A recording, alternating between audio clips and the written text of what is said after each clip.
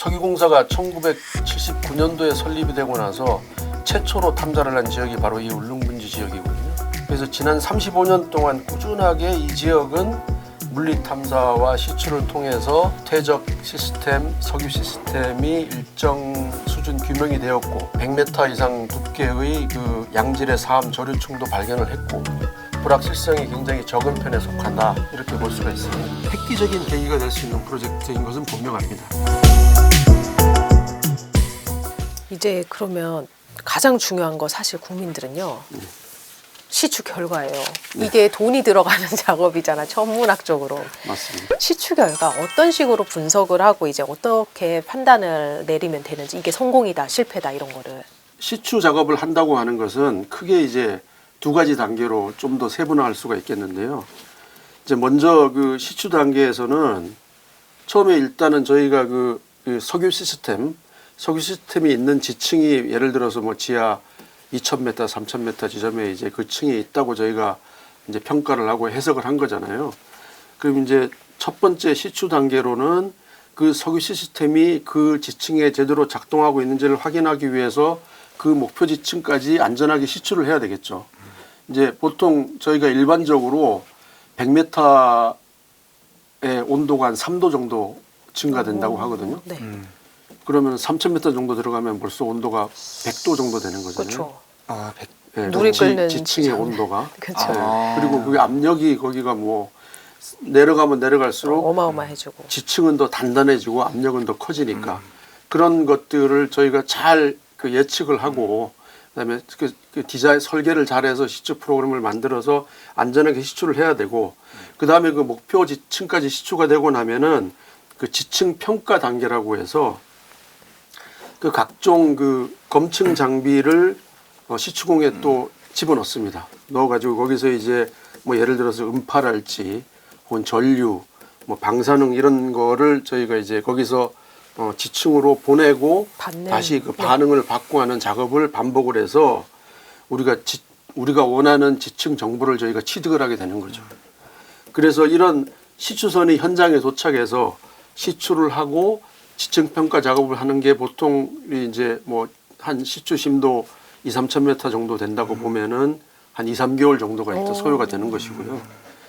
이제 그러면 그렇게 확보된 지층 정보를 가지고 그러면 실제로 탄화수소가 매장되어 있는지 이 심해 시추의 또 하나의 난점은 뭐냐면 그 보통 육상이나 좀 천해 시추 같은 경우는 그렇게 시추를 하고 나서 지층 정보를 얻은 다음에 실제로 그 석유나 가스를 임시적으로 간이적으로 이렇게 생산하는 작업을 할 수가 있어요. 바로 네, 넘어가서 그 현장에서 바로 할 수가 있는데 심해 시추의 난점은 그걸 하려면 돈도 엄청나게 많이 들고 그렇죠.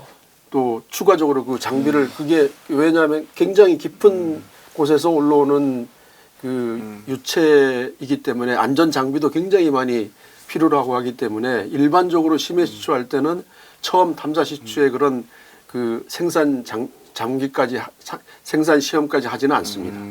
그러다 보니까 이게 더 이제 그 지층 정보를 바탕으로 탄화수소가 매장이 되어 있는지 그 다음에 그렇게 분석하는 것도 훨씬 더 시간이 많이 걸리는 거죠. 무슨 공동 같은 게 있어서 톡 터트리면 석유가 슉 하고 나올 것처럼 생각을 하잖아요, 보통은. 중동이나 이런 데 보면 뭐 땅을 그냥 봤는데 푹 이렇게 나오잖아요. 그렇게 막 석유가 뿜어져 나오니까. 생각하는데 우리가 찾아내는 이런 심해 석유가스 같은 경우에는 사실 거의 저류암 형태로 하나가 되어 있기 때문에 모래, 암석 이런 거랑 짜야지 나오는 거잖아요, 어떻게 보면. 중동에서 나오는 그 육상에서 나오는 유전 형태나 심해 시추 형태는 어떻게 보면 기본적으로는 그 석유 시스템이라는 그렇죠. 것은 다 같은 곳이에요. 다 같은 곳인데 이제 중동은 그 육상 지역에 그리고 심도가 비교적 얕은 지역에 뭐 진짜 뭐 신의 가호를 받으셨는지 굉장히 이렇게 대규모의 매장량이 묻혀 있는 그런 지역이 된 것이고 이제 이 심해 시추 지역 같은 경우에는 이게 석유 시스템의 그 입장에서 보면은 같은 건데 같지만 훨씬 더 지금 이제 밑에 고온고압 환경에서 고온고압 상황에서 이제 이 석유 부존되어 있는 석유를 찾는 작업이다 보니까 뭐 여러 가지 안전 이유 그다음에 또 그 심해 석유의 이 어떤 그 징후를 해석하는 작업 이런 것들이 훨씬 더 어려운 그런 형태가 되는 거죠. 그래서 지금 그렇게 아까 그 탐사 시추를 네. 통해서 저희가 이제 지층 정보를 파악을 하게 되잖아요. 그렇게 해서 이제 석유가 있다 없다고 판단이 되고 어느 정도 있다고 하면은 그게 이제 아까 얘기한 발견 잠재 자원량 단계가 되는 거죠. 매장량과 발견 잠재 자원량 이 상업성의 차이로 갈리는데 네. 그러면 일단 발견 잠재 자원량이라고 하면 일단 있는 건 확인이 된 자원량인 거죠. 그렇습니다. 그 안에. 네, 네. 그러니까 탐사 자원량보다는 훨씬 현실에 가까운 자원량인 그렇죠. 거잖아요. 네, 네. 제가 지금 그 말씀드리는 이 탐사 자원량, 발견 잠재 자원량, 네. 매장량 이 용어는 국제적으로도 거의 이제 표준에 가까운 그런 용어이고요. 그 우리나라도 2009년도에 당시 이제 지식경제부가 이제 이렇게 이제 체계를 만들어서 이제 정한 이제 이름이 되겠는데요. 이렇게 생각하시면 됩니다. 그 유망 구조가 있는데 시추하기 전에 추정한 양은 탐사 자원량. 그다음에 유망 구조에 시추를 해서 발견이 됐으면 발견 잠재 자원량. 그 발견 잠재 자원량이 개발할 만한 경제성 있는 규모로 평가가 되면은 그게 이제 매장량 그렇게 되는 거고요. 동해 지금 이제 대왕고래 유망 구조 같은 경우는 지금 현재 탐사 자원량 단계에서 발견 잠재 자원량을 확인하기 위한 그 시점에 있다 그렇게 이제 보시면 될 것 같습니다. 석유공사랑 이제 저보고 발표했던 탐사 자원량은 35억 배럴에서 최소 140억 배럴이었고 그 아래 7개 유망 구조가 있었잖아요. 네네. 그 잠재량 같은 경우에는 7개 유망 구조를 총 망라한 자원량이었겠죠 아마? 예, 그럴 걸로 생각이 됩니다. 우리는 그 중에 7개 중에 하나를 지금 시추하고 있는 거고 그렇죠? 네, 네, 맞습니다. 7개를 다 시추해야지 이 탐사 자원량이랑 발견 잠재 자원량이 얼마나 차이가 나는지 우리가 확인할 수 있고 네.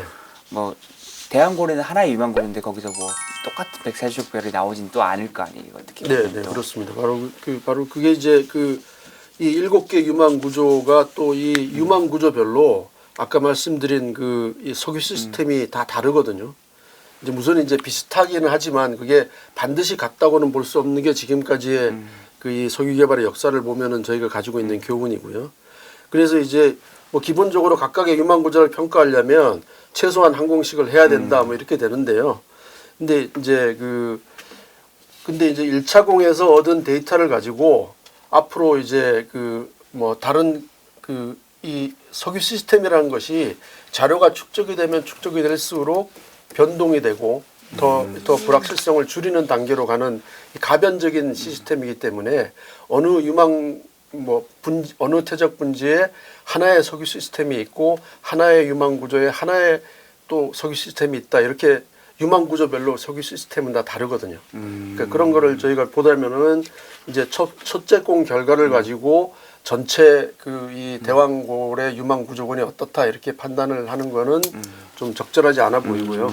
그 대신 이제 이 첫째 공의 지층 정보를 가지고 다른 유망 구조의 탐사 시추 개념으로 갈지 아니면은 그 1차 공 유망 구조의 평가 시추 개념으로 갈지 하는 그런 여러 가지 선택지를 가지고 판단을 할 수는 있을 것으로 생각이 됩니다. 같은 동해 울릉분지라도 어떤 유망 구조에 따라서 안에 내용 완전히 달라질 수 있는 거네요. 그러니까. 네, 그렇습니다. 그 시추 결과가 계속 이렇게 업데이트가 되면서 그 석유 시스템도 또 업데이트가 되고 그렇게 되면서 이 불확실성을 줄여나가는 과정이 계속 이제 지속이 돼야 되는 것이죠.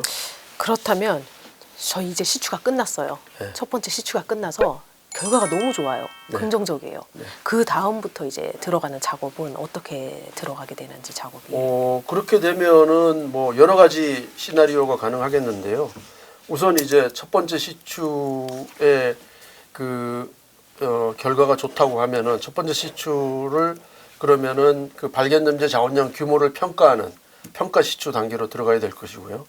그렇게 해서 이제 예를 들어서 유망 구조가 아까 수십 제곱킬로미터가 있는데 거기 시추공 하나 뚫었다고 해서 전체의 양이 얼마일 것이라고 얘기하는 것은 상식적으로도 저희가 좀 생각하기가 쉽지가 않잖아요. 물론 그리고 이 표준에도 보면은 아까 제가 말씀드린 그 표준에도 보면은 평가 시추를 통해서 이렇게 발견제 자원량 규모를 파악하도록 되어 있고요.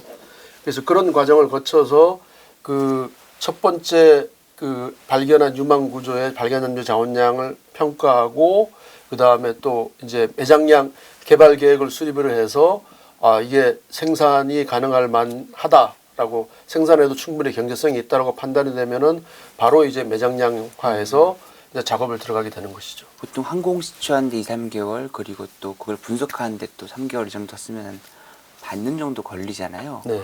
우리나라에서 그럼 석유가 생산되려면 네. 만약에 이게 성공을 해서 프로젝트가 얼마나 걸릴까요? 정상적인 과정을 거치면은 지금 말씀하신 그런 평가 시추하고 개발계획 수립해서 이런 장비까지 다 하고 하려면은 한 10년 정도는 걸리지 않을까 싶고요. 굉장히 많은 규모의 이 양을 발견을 해서 패스트트랙으로 가게 되면은 그거보다 좀 당겨질 수 있지 않을까 그렇게 생각을 해봅니다. 우리나라가 1차 공시추를 석유공사랑 정부의 펀딩으로 이제 시드리사를 이용해서 하고 네.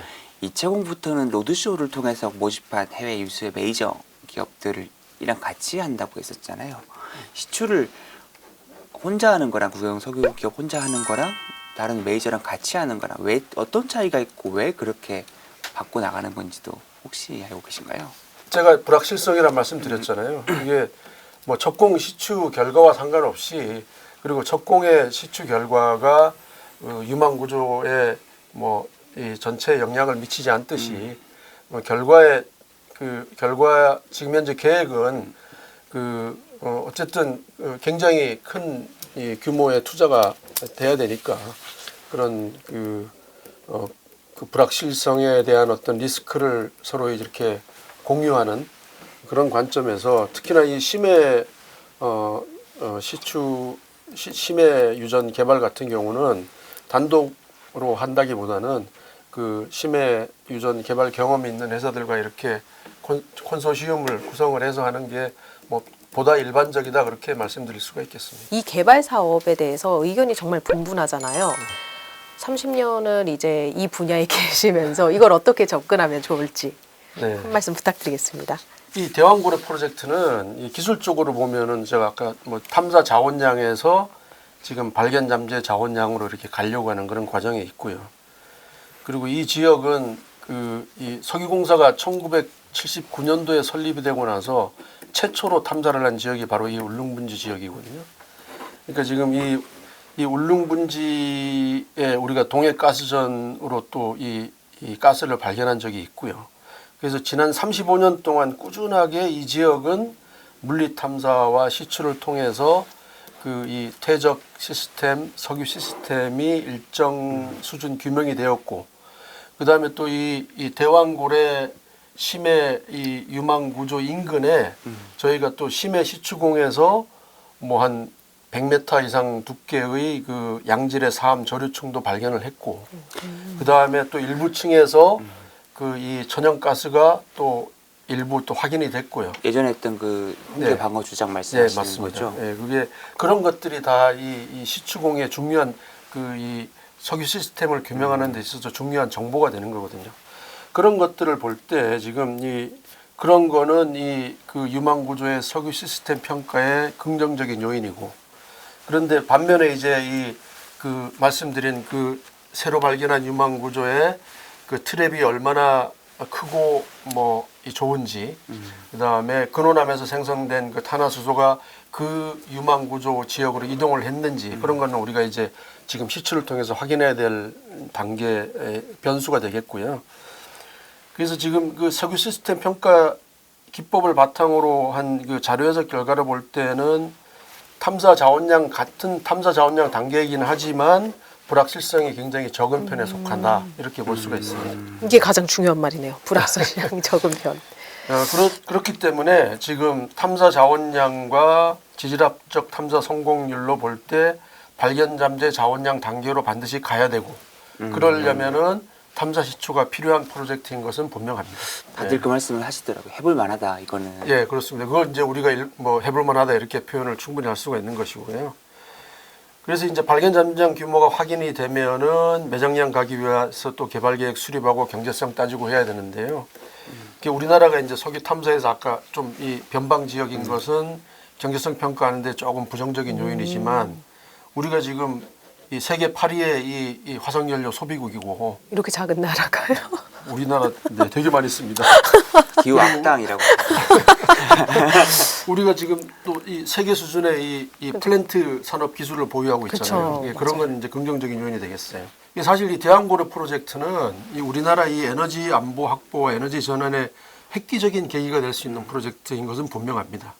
그리고 대왕고래 이 발견 잠재 자원량을 거쳐서 매장량으로 가게 되면은 뭐 아까 말씀드린 대로 장기간이 소요가 되고요. 그렇기 때문에 이 프로젝트가 비교되는 뭐 최근에 이 가이아나 뭐 스타브룩 심해 유전이 가이아나 이 수리남 지역에 한 40개 탐사 시추가 진행되고 나서 40개. 발견됐다 하는 것도 우리가 좀 이제 교훈을 좀 가지고 이제 접근을 해야 될 것 뭐 같고요. 4조 원을 쓴 건가요? 그럼 진짜 거기는? 그러니까 제가 마지막으로 뭐 그 말씀드리고 싶은 것은 이제 초기 시추 결과에 우리가 너무 연연하지 말고 그다음에 이 탐사란 것이 불확실성을 줄여 나가는 과정이다. 그렇다고 해서 뭐 안 나오는데 계속 할 수는 무작정 그 없죠. 천문학적인 돈을 쓸 수는 없는 것이지만 충분히 해볼 만한 가치가 있기 때문에 이 탐사의 지속성과 방향성을 저희가 집중을 해서 매장량 단계로 진입을 할 수 있을 거다라고 저는 생각을 하고 있고요. 그때까지 우리 모두가 좀 차분하게 인내심을 가지고 지혜를 모아서 사업을 이렇게 잘 되도록 이렇게 바라보는 그런 자세가 필요하지 않을까 생각을 하고 있습니다. 막연히 땅을 판다라고만 생각했던 시추 작업이었는데 이렇게 많은 과학적 원리 또 공학적 역사가 담겨 있는지 몰랐습니다. 오늘 교수님 덕분에 정말 많이 배운 것 같은데요. 좋은 인사이트 전해주신 이승국 교수님 감사합니다.